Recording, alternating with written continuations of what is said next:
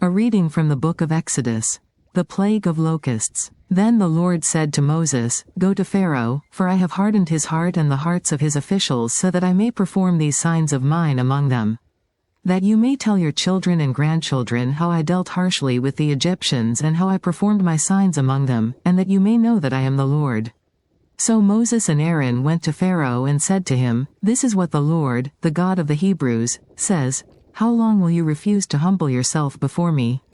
Let my people go, so that they may worship me. If you refuse to let them go, I will bring locusts into your country tomorrow.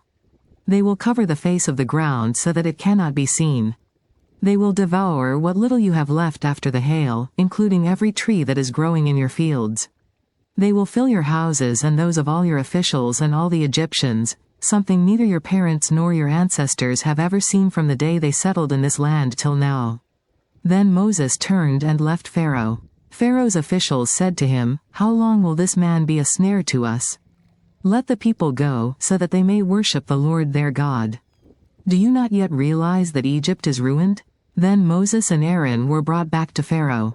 "Go, worship the Lord your God," he said. "But tell me who will be going." Moses answered, "We will go with our young and our old, with our sons and our daughters, and with our flocks and herds, because we are to celebrate a festival to the Lord." Pharaoh said, "The Lord be with you, if I let you go, along with your women and children. Clearly you are bent on evil. No, have only the men go and worship the Lord, since that's what you have been asking for." Then Moses and Aaron were driven out of Pharaoh's presence. And the Lord said to Moses, "Stretch out your hand over Egypt so that locusts swarm over the land and devour everything growing in the fields, everything left by the hail." So Moses stretched out his staff over Egypt, and the Lord made an east wind blow across the land all that day and all that night. By morning the wind had brought the locusts. They invaded all Egypt and settled down in every area of the country in great numbers. Never before had there been such a plague of locusts, nor will there ever be again. They covered all the ground until it was black. They devoured all that was left after the hail, everything growing in the fields and the fruit on the trees. Nothing green remained on tree or plant in all the land of Egypt. Pharaoh quickly summoned Moses and Aaron and said, "I have sinned against the Lord your God and against you. Now forgive my sin once more and pray to the Lord your God to take this deadly plague away from me." Moses then left Pharaoh and prayed to the Lord. And the Lord changed the wind to a very strong west wind, which caught up the locusts and carried them into the Red Sea. Not a locust was left anywhere in Egypt. But the Lord hardened Pharaoh's heart, and he would not let the Israelites go.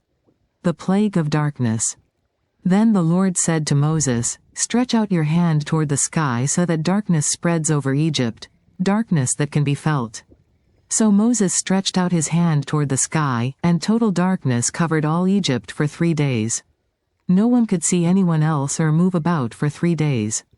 Yet all the Israelites had light in the places where they lived. Then Pharaoh summoned Moses and said, "Go, worship the Lord. Even your women and children may go with you, only leave your flocks and herds behind." But Moses said, "You must allow us to have sacrifices and burnt offerings to present to the Lord our God. Our livestock too must go with us, not a hoof is to be left behind. We have to use some of them in worshiping the Lord our God, and until we get there we will not know what we are to use to worship the Lord." But the Lord hardened Pharaoh's heart, and he was not willing to let them go. Pharaoh said to Moses, "Get out of my sight. Make sure you do not appear before me again. The day you see my face you will die." "Just as you say," Moses replied. "I will never appear before you again." The word of the Lord.